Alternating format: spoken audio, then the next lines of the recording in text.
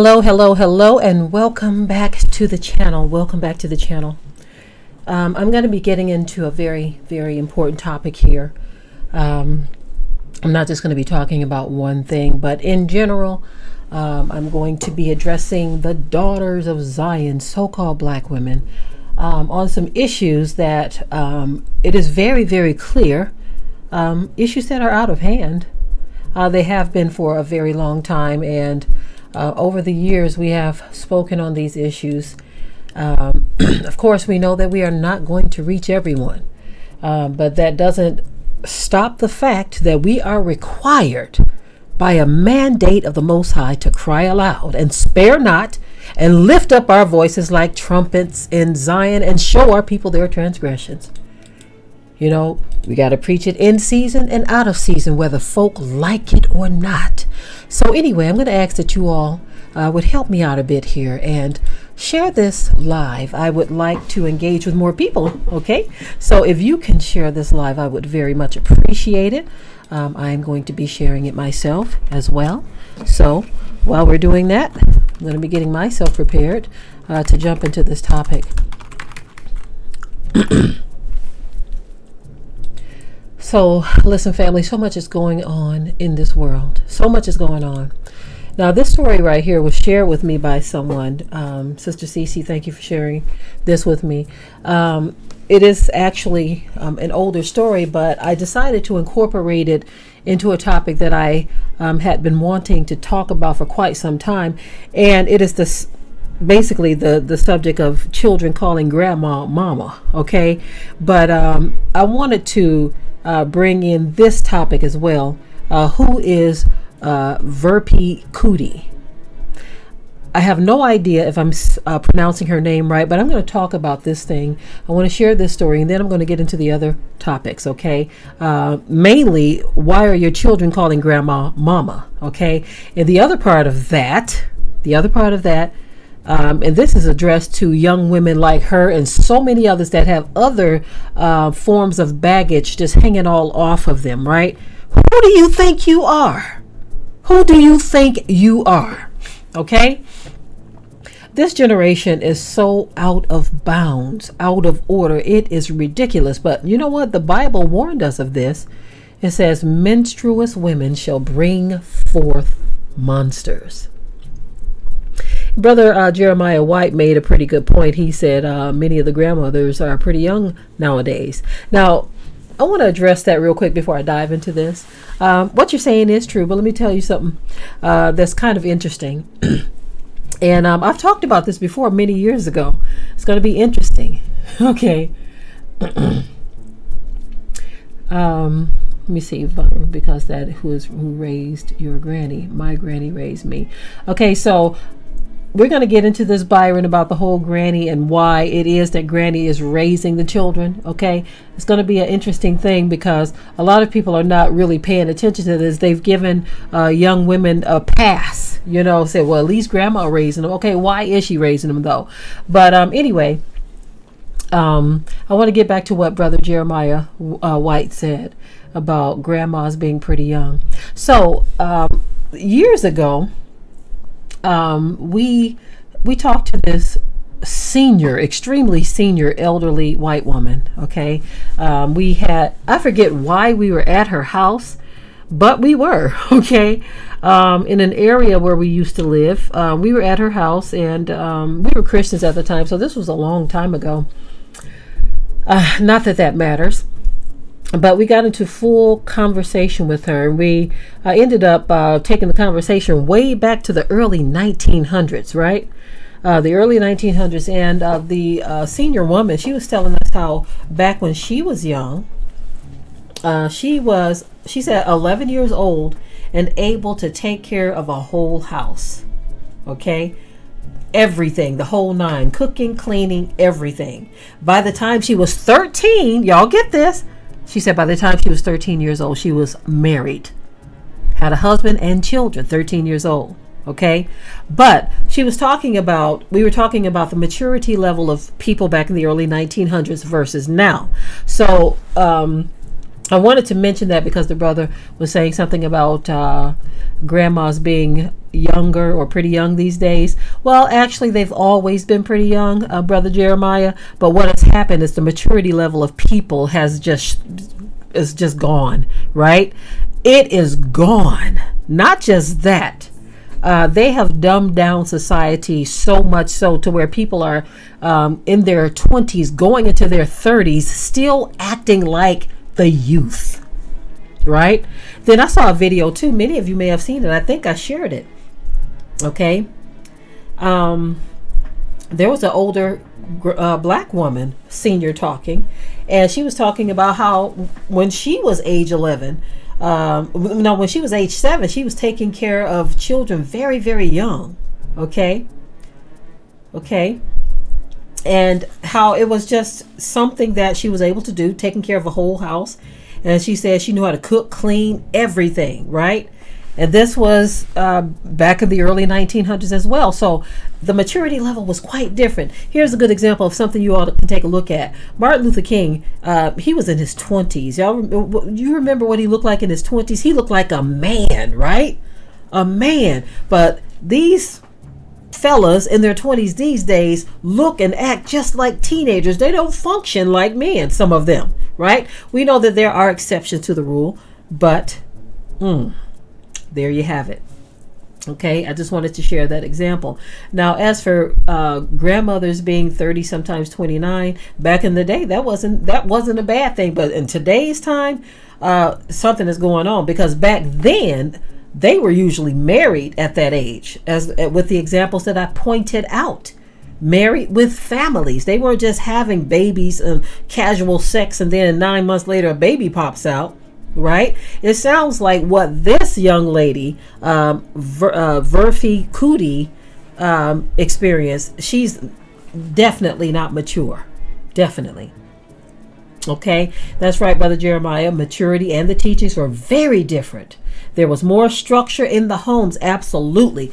More structure and more maturity, more responsibility, understanding what it is you must do for your children versus doing what this young lady did. So we're going to get into what she did. Who is Verphy Kudi? All right. And excuse me, you all, a bit under the weather. That's why we didn't broadcast yesterday. We've had, times, and I understand it doesn't sound good when people are snorkeling or sneezing or coughing during a broadcast. I get it. So I'm not complaining when people complain. I'm just letting you all know that it is what it is. So back to the story. I'm going to get into who this young lady is. The story is just terrible. It's just terrible. But guess what? There's so many young people like her. So many like her. I don't even want to call her a young woman. Okay, because the way she behaved resulted in something very tragic happening. And that's why I put at the end of the title here, who do you think you are? Who do you think you are? Some of these young people today are a trip. They are a trip. And they can't figure out why certain things happen in their lives. Yes, Sister Fakri, she was a teen at the time. So I'm going to share the story with you all. I'm going to share it with you all. And this is just terrible. Okay. So here it is. Verphy Kudi, she is the mom who left her little baby while she went to party for 6 days. And her child, 20 months old, passed away. So let's get into the story so you all can understand the magnitude of this. See, these young people today, they are something else. They are something else. And if you say something to them, they look at you like you're crazy. Some of them want to get into a fight with you, right? So Verphy Kudi, she admitted the manslaughter of the 20-month-old Asia Kudi, who was left at her Brighton flat as she celebrated her 18th birthday. So she out celebrating her babies at home. Okay, sick. Now, this is why I told you this was an older story, but Sister Cece shared it with me, and I thought it went really good with a topic that I've had tabled for quite some time about the grandmothers, right? So she traveled to London and Coventry and had acted like a carefree teenager, okay? So get this. This is in London, y'all. It doesn't matter. Our young people all over the planet are out of control. It doesn't matter if you're in the U.S., in London, in Canada, in Africa. My mom watches these African films, and she was telling me some stuff that that is in these films that is just crazy, right? Tripped out crazy. And it's unbelievable things when you consider the fact that well, we say that they're untouched by Western culture, but that's not true. Simply not true. Getting back to this story, says Kudi, 19, had no fixed address, has been jailed for 9 years, okay, because of what happened to her child. At the time, I think it was reported that she was 18, okay, but this article is saying 19, so we will stick with that, okay. Well, actually, so no, she's 19 at the time of this year, but it was at her 18th birthday that all of this stuff took place.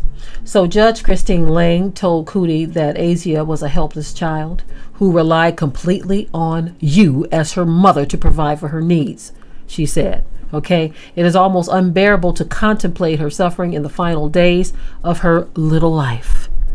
Suffering that she endured so that you could celebrate your birthday and the birthdays of friends as a carefree teenager. So look at her. So I feel like this, okay? I feel like if you are going to lay down and have a baby, if you're going to lay down and have a baby, let me break away from the article for just a moment. If you're going to lay your behind down and do what it takes to have a baby, then you need to be fully ready to take on the responsibility of raising that child, because you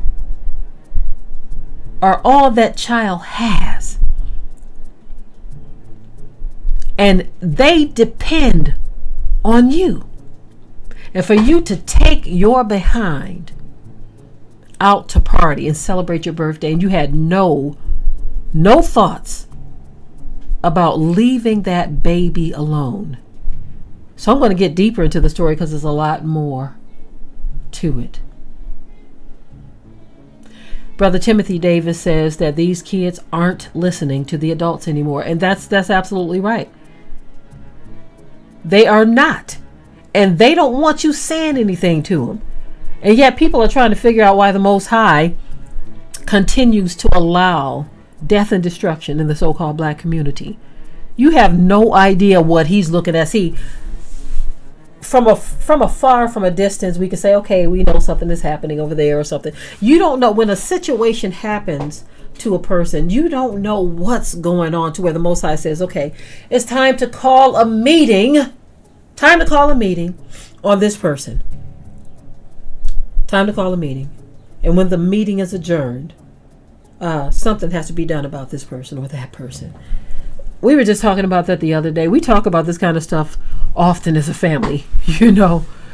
And we talk about the meetings that take place in heaven. And how you don't want the Most High to call no meeting on you. You don't want the heavenly council to sit down and determine. Sometimes when I think of that kind of stuff. My brother Sean says someone needs a funeral.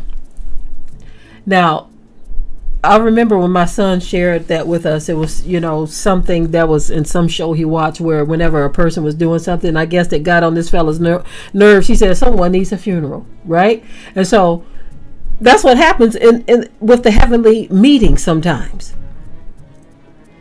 With the heavenly meeting, sometimes they're up there deliberating, saying that somebody needs a funeral. And so I need one, two, or a few of you from the Heavenly Council to go down there and set the stage for this person's demise. And this is no laughing matter, y'all. This stuff is serious. My. Even for all of us. We know that it's once appointed unto man to die, but after that, the judgment, we already get that. Right? And not everybody who is, dying is judged. For some people, they're just going to sleep. It's their time to go to sleep, right? The Most High allows them to go to sleep, right? But for some people, the Most High takes them out for whatever reason. Just like Job said. Just like Job. He says, when I consider what he is able to do to me, I am afraid of him. Take that passage to heart. Here, Job was a perfect and an upright man. But even he said, when I consider what the Most High is able to do to me, I'm afraid of him. But the problem is today, these young people, look in those eyes. Look in her eyes. She ain't afraid of the Most High. She don't even consider him in her life. Now, I know that there are some of you who will say, well, you don't know what? I do know. Her actions are enough to tell me. Now, I'm not saying that she cannot repent or that people cannot repent. But when a person is living a reckless, lawless life, especially when a child is no longer here because of their reckless actions.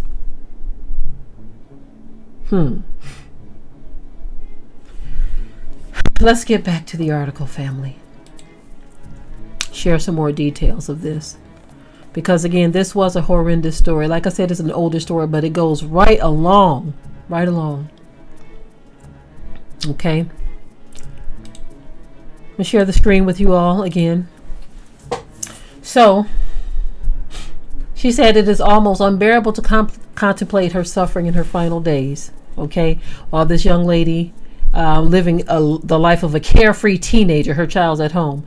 Prosecutor Sally Howes told the court CCTV covering Kudi's home showed she had left Asia alone in the flat for 5 days, 21 hours and 58 minutes.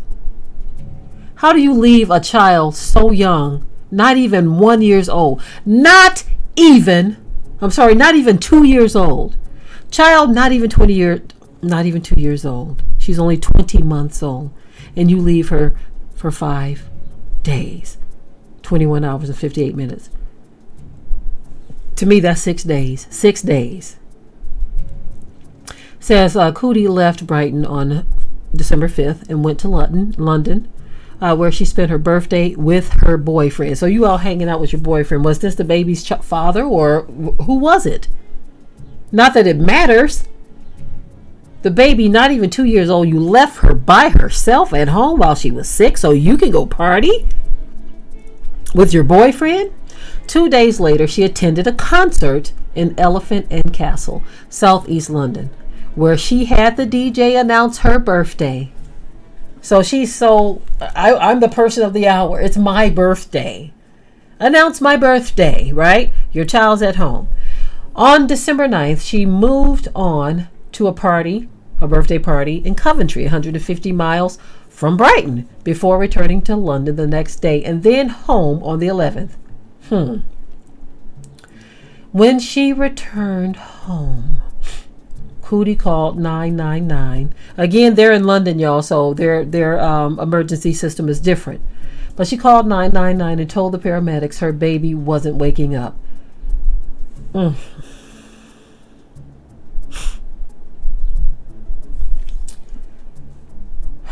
Okay.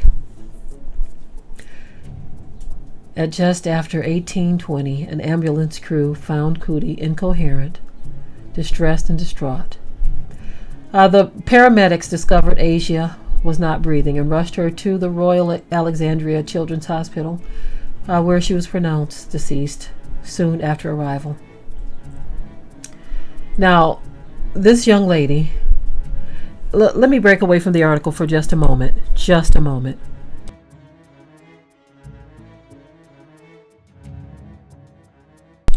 So there are those, I already know it because I've seen it before over the years. That there are those who will say, well, Deborah, Why aren't you taking pity on this young woman? Why aren't you taking pity on her? I mean, the curses. The curses. She didn't know any better. There are those who will make those claims, right? And just like I've said in the past, I take pity on the child. I can't take pity on her. I'm sorry. I'm sorry. I can't. Especially since, for those of you who are just joining us, we were talking about how back in the day,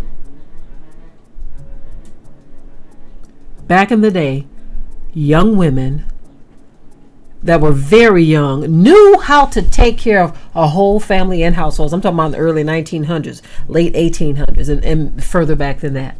Even in the mid 1900s, you had young women who acted more like adults. But this generation, they wax worse and worse. They don't act like adults. They act like sex fiends who want to do what adults do, spread their legs, have their babies, and then go party while the baby's at home alone, in her case, or the child is with the grandmother all day, every day, while you hit the streets, and now the child calls grandma mama, and she don't know any better. The child doesn't know any better. The child thinks that mama is their sister because grandma is raising the baby.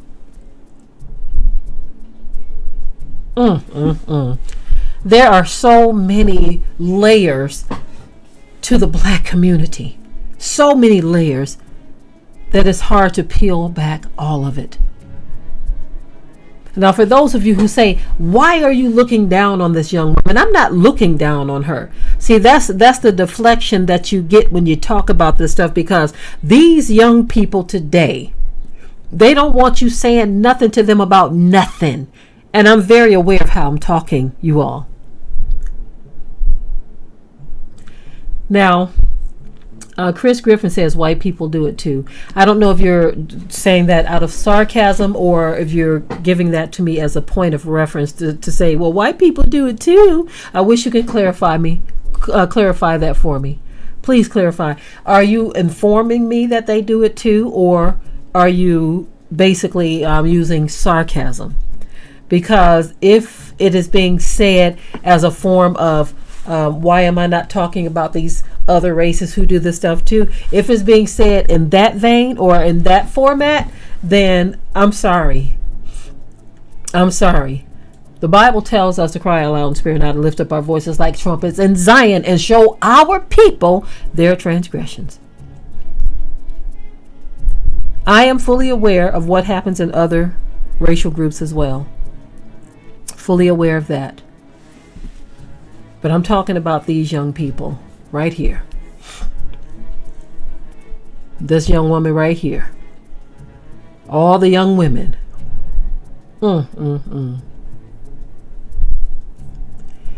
Who decide that they're going to hit the streets,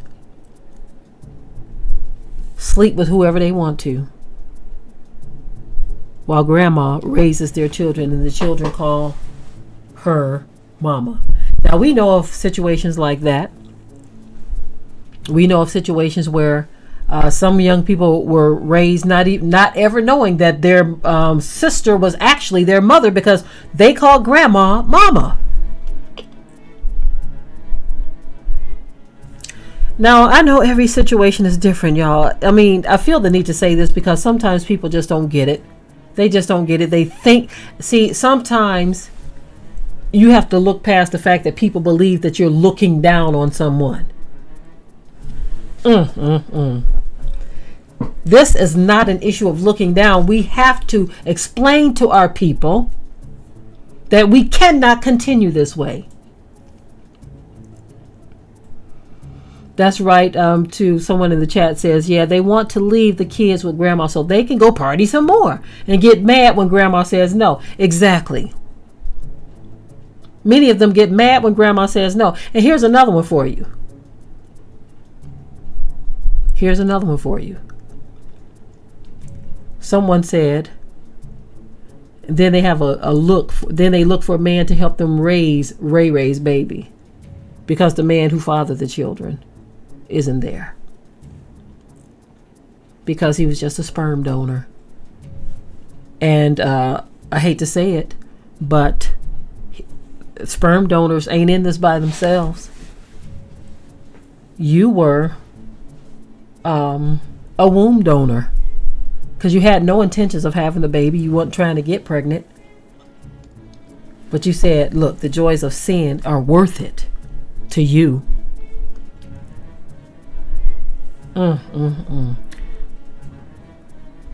Listen, young women, you don't have the time to play these kinds of games, especially when we have to read stories of babies who had to leave here in the way that this child did because you wanted to party. Now, what's going to happen is these young people, reality is going to set in real quick. It's going to set in real quick. That there won't be people to pick up the pieces for you. As a matter of fact, a lot of people find themselves in those situations when you go out here and you having all these babies and you dropping them off baby by baby, dropping them off to grandma or whoever will have them so that you can go get high some more. This is why there's so much dysfunction in the black community.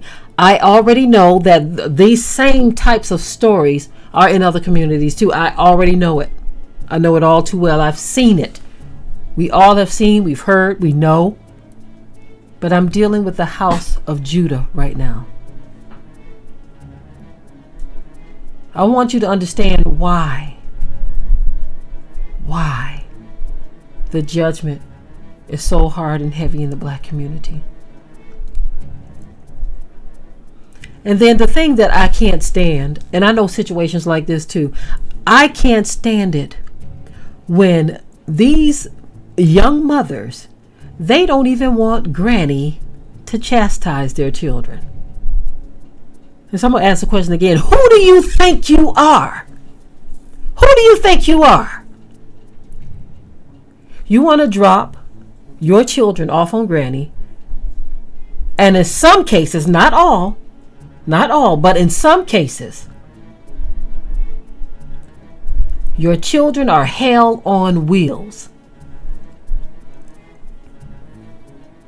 Now, Chris, I understand that Judah didn't put the drugs and the guns in the community. I get that. We can keep on pointing in this direction and that direction all we want.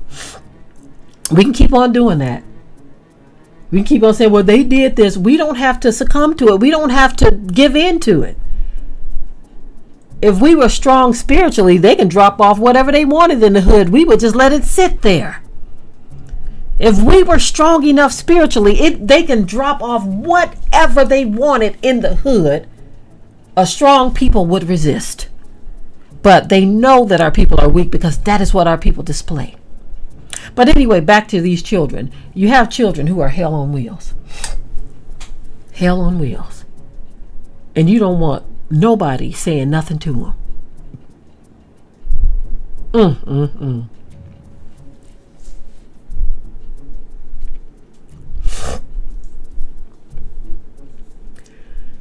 I want to commend the young women who do take care of their children, who get into situations and you do take care of your children and you do raise them. I want to commend you.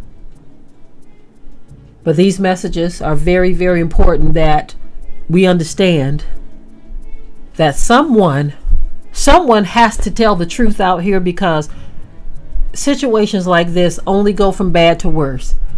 This is why the black community is in such turmoil. Brother Sean pointed out that when those children get older and they get dropped off at grandma's house, they treat grandma bad too. So someone shared with me a video years ago, and this video went viral. And I think what ended up happening in this situation was some folk went to jail on this one. Okay.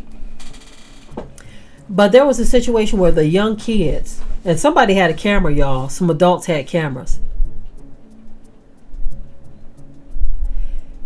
Oh my goodness. but the young kids were abusing the grandmother, and the adults weren't doing anything to stop it. So Chris Griffin, I don't know what your situation is. Y'all don't have to block them unless they get out of control or out of hand. But you keep on bringing up this stuff. So now your statement is, you say these things like Esau is not a main factor. The black is a big issue in the black community. I don't know what you mean by the black. I think you meant to say something else there. But you keep pointing out that it's not just black people, but it's white people too. And I say these things as if Esau is not a main factor. Hey, guess what? At the end of the day, wasn't it the Most High who said he was going to turn our people over? Okay, you say, okay, the church. You meant to say the church is a big issue in the black community as well. Yes, I get all of that. Okay, but we cannot blame Esau for everything, right? The Most High is the one who unleashed Esau on our people. Let's not forget that. Okay? Sister Israel is saying, ain't nobody making us abandon our children. Did nobody tell this young woman to take her behind out there to a party while her baby sat home and expired? Nobody told her to do that. Esau didn't get on the phone and say, I command you to go out and do this. She took her behind out there on her own and did that because she wanted to. So our people need to understand and stay focused on the fact that there is sin in the camp.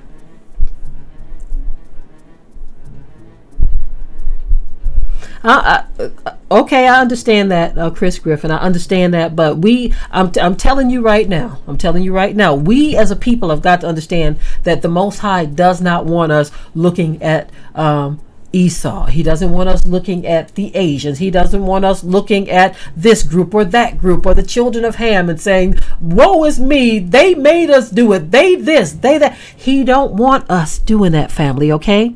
Listen, beloved. The Most High want us to take full accountability of the sins done in our bodies. Every last one of us must look at the man or the woman in the mirror and choose ye this day whom we will serve. That's right, tribe of Benjamin. Esau didn't tell us to disobey the Most High. Let me tell you why Esau is who he is and why Esau is doing what he is doing. Esau is doing what he is doing because we have sinned.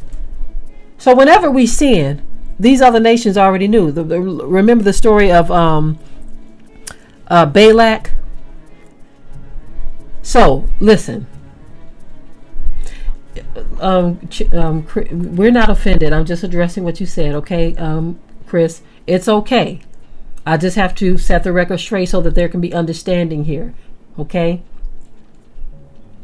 But remember the story of Balak. They said, look, man, we can't curse these people. We can't curse them. They knew that in order to be able to curse our people, listen to where I'm going with this, Chris, beloved. They had to get us to sin. And so they looked at the weakness of our people. When the Most High told us to stand, he told us what to do, what not to do. But because we established our own righteousness, we decided that we wanted to go our own way. Like the scripture said that the tribe of Judah, he said every man did what was right in his own eyes, right? What was right in his own eyes. And so what ended up happening was, when people were drawn away by their own lust, their own desires, and like cut from a different cloth in the chat says, stiff-necked, became stiff-necked, and did their own thing, went their own way. They said, gotcha. Checkmate. Gotcha. Now we can curse them. Because they went against the Almighty. See, the Most High had already told us. He already told us what will bring a curse upon you. But what happens when you decide you're going to do what's right in your own eyes? Folk can curse you. Ain't that something? So these other nations know that even today. They know that even today.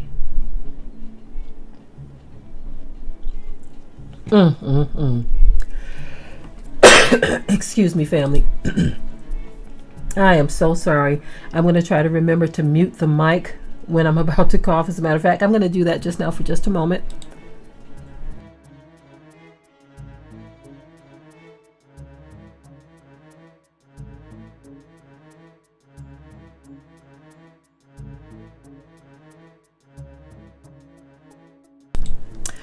Okay, sorry about that. Had to take a quick drink to clear my throat a bit.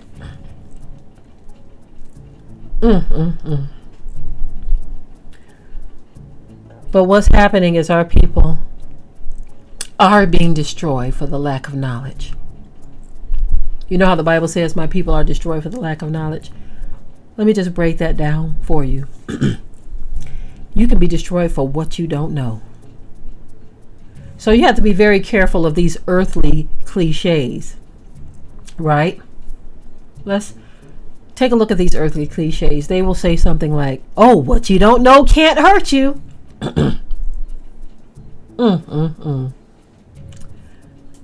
That ain't even biblically sound or right. Because the Bible clearly tells you that what you don't know can hurt you. When it says, my people are destroyed for the lack of knowledge. They are destroyed for the lack of knowledge. So this young woman, somehow, through society, living, growing up, in her family, in the hood, in the school that she went to, whatever, she decided that it's okay for her to do the things that she's doing. She decided that me having fun is more important than taking care of this child. And so now the child is deceased. Listen, y'all, I can't even look in her eyes. Each time I look at my screen, I have to look away because I know how these young women think. I know how they think. They don't want you saying anything to them. I remember years ago, I got to clear my throat again.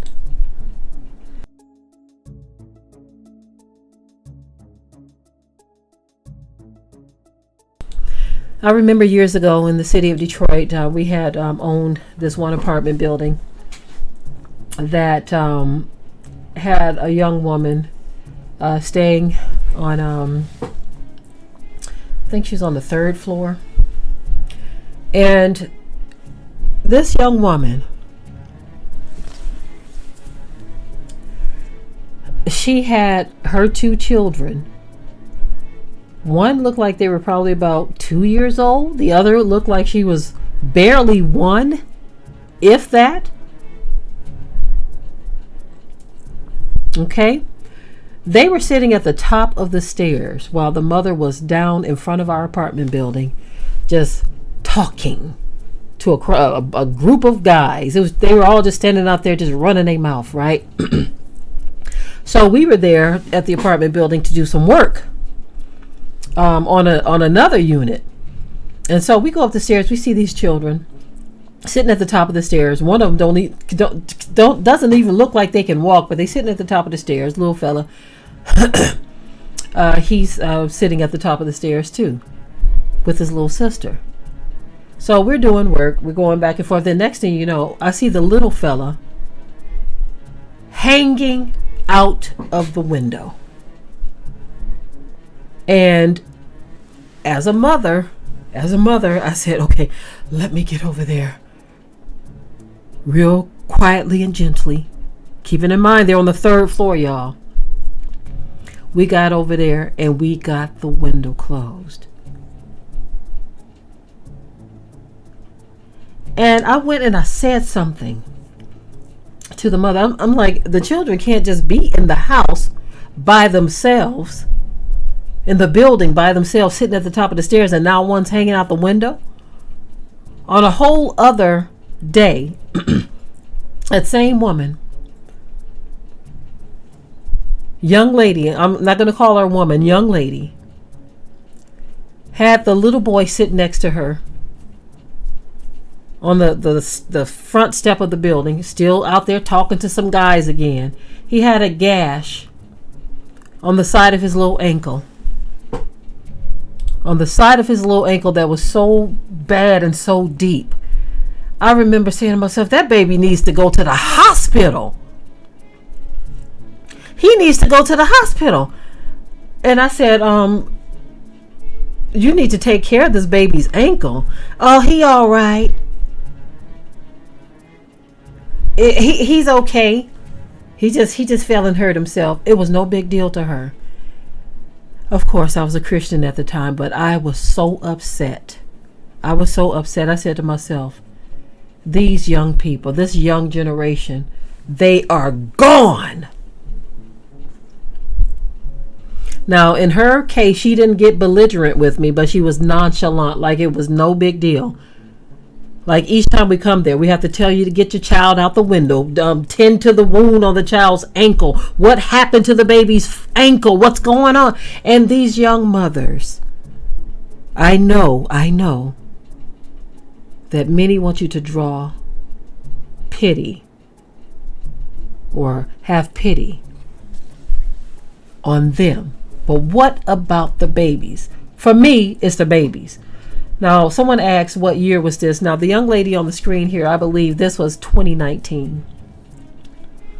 2019. Yes, someone shared this with me today, and I just thought I would share this particular story only because it goes along with what I was already had in my pipeline to speak about children calling grandma mama.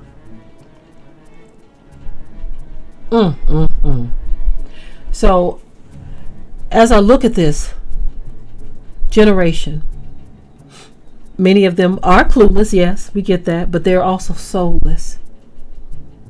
And so many people. Love asks, this lady from the UK. Yes, she is. But again, it points to the fact that our people are just out of control all over the place. But we got to talk about these things, family, because another aspect of things that I've talked about many times before in the past is that when you raise a little hell on wheels, somebody else is going to have to deal with them when they get 14, 15, 16, 17, 18, 19 years old, 20 years old and want to rob somebody. So you don't have the right, because we all share this world. This is why we need to talk about this stuff. You don't have a right to just raise hell on wheels and expect everybody else to deal with what you have raised. Now, of course, I am not excluding the fathers in this, because they should have been there, or they shouldn't have been a sperm donor. So there's enough to go around for everybody, but I'm dealing specifically with the young women who are womb donors. It's not just a sperm donor out here, but you have young women who volunteer their wombs. They don't know who the hell the man is or the young man is. All they know is they want to have a good time right there and right then.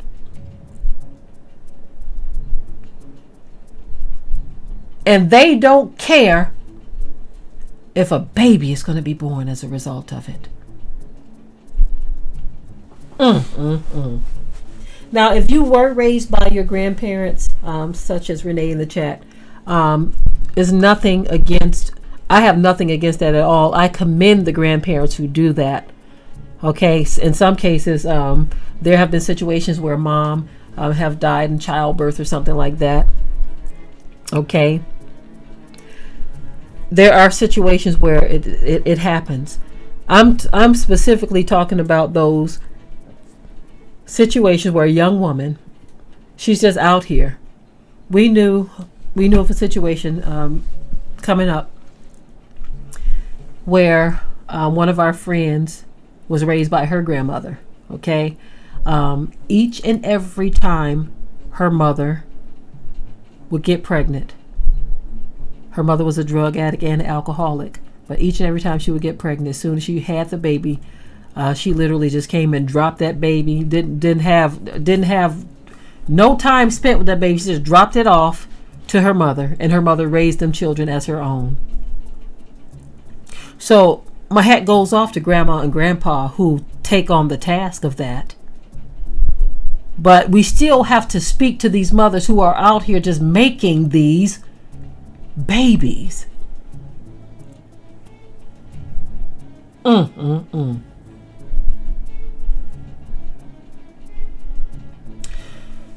Oh my goodness. Listen, family, all of this is very sad. It is very sad. It is very sad. And it's like, what do? All we can do is cry aloud and spare not, because you can't say nothing to these young people. Many of them ready to fight. They ready to stomp you out or do whatever. They're very disrespectful. You all know that. Birdie Man says he has a little 4-year-old cousin out of control. I told his mother, you need to get your life in order. She is a nurse. And, that kind of stuff trips me out when I see someone who has a child that young. That young. You have a child that young. And you can't control them.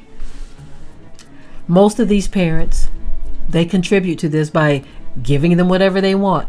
One thing I cannot stand, and I know situations like this where a young person don't deserve something, but that parent gives them whatever they want. They give them whatever they want.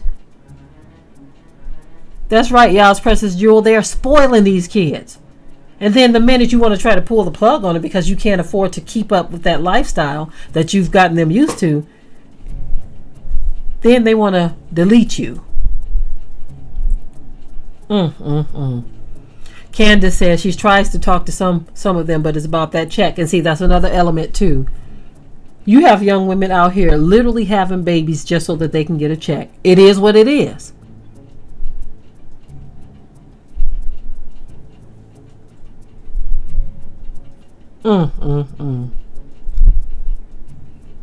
You want to have a baby to get a government check. Ridiculous. And then what happens when the gravy train of government benefits runs out? And listen, y'all, I'm trying to talk some sense here. I'm not looking down on anyone. I'm just trying to give you some sense here, because they are trying to pull, as a matter of fact, they are pulling the plug on a lot of these things. They're pulling the plug on Section 8, and all kinds of programs are being chopped off the block. So somebody needs to say something. You cannot continue to be reckless out here, passing your body around, having babies with eeny, meeny, miny, mo.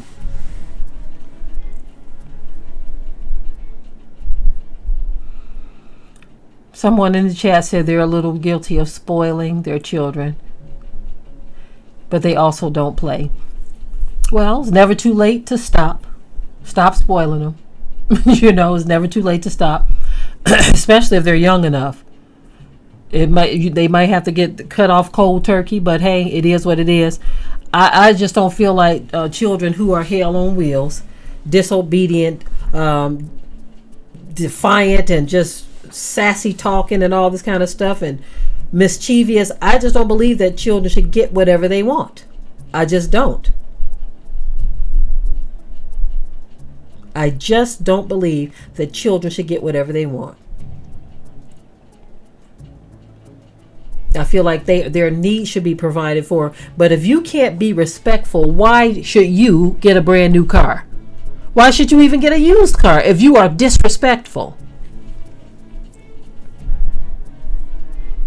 Why should you get a $300 pair of gym shoes when you can't even help clean up the house? You can't do your chores. You can't cut the grass. You want this new jacket, this new coat that costs $500, but all you want to do is sit around and watch TV all day. And some parents actually feed into that, and they think they're doing something. You ain't raising children. I've heard so many people talk about raising children. I buy them clothes. I buy them shoes. It's like, when in the black community did that equate to raising children because you buy them clothes and shoes? When did that equate to raising children? Oh my goodness. I want to say something, then I'm going to go ahead and get ready to get out of here, family. I have been wanting to speak on this issue for quite some time. The issue of grandmas, right? I just threw in the who is Verphy Kudi portion in there.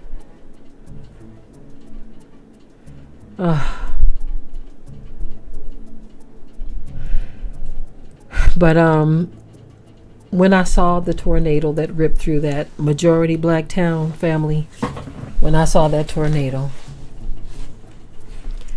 and we know that the word of the Most High says that the Most High himself sends the whirlwind.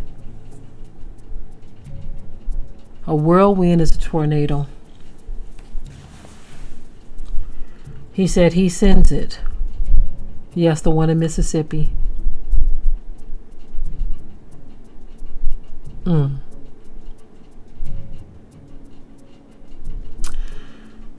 I saw that, it just really bothered me.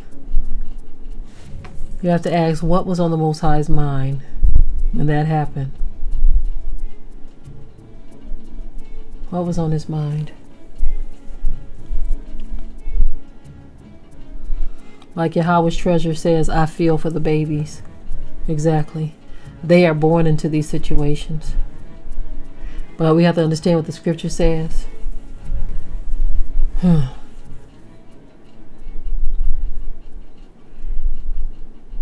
He says, menstruous women shall bring forth monsters. So when we see all of this stuff happening in our communities, oh my goodness. Don't it make you want to cry sometimes, family? Because you want to be able to sit down with a person and say, come, let us reason together. Come, let's talk. Sometimes you can talk and talk and talk and talk. And talk and talk.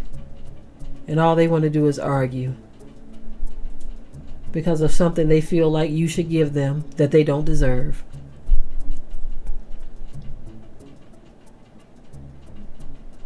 They don't deserve it, but they feel so entitled. It's like, what happened? How did that happen? Now, I'm sure if we can just sit down and pinpoint year by year, decade by decade, we will see the breakdown. And we can point to the system and say, okay, the system this, the system that. Okay. Someone talked about them dropping off guns in the hood and everything. And I said, look, what if we were righteous people as a whole, if we were strong people as a whole, when folk dropping off stuff in our neighborhoods trying to get us to go do this and do that, dropping off drugs and boxes of guns and all that stuff, you can just turn and look the other way. Walk the other way. You don't have to give in to it.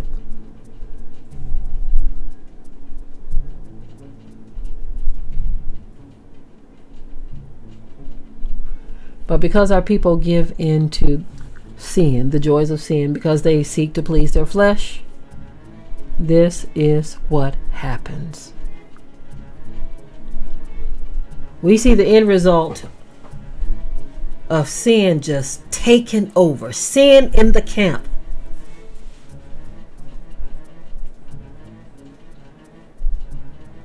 Whatever people give us, whatever folk giving us, we say, well, they did this and the food, they put it in the food, they put it in the drink. You don't have to eat it. You don't have to drink it. But guess what, though? It was prophesied. The Most High said he was going to put us in this situation. Why did he put us in this situation? Because sin brings death. Thank you, Ray Towns.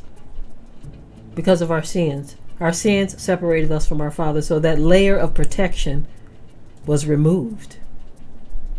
Because of us, not because of him.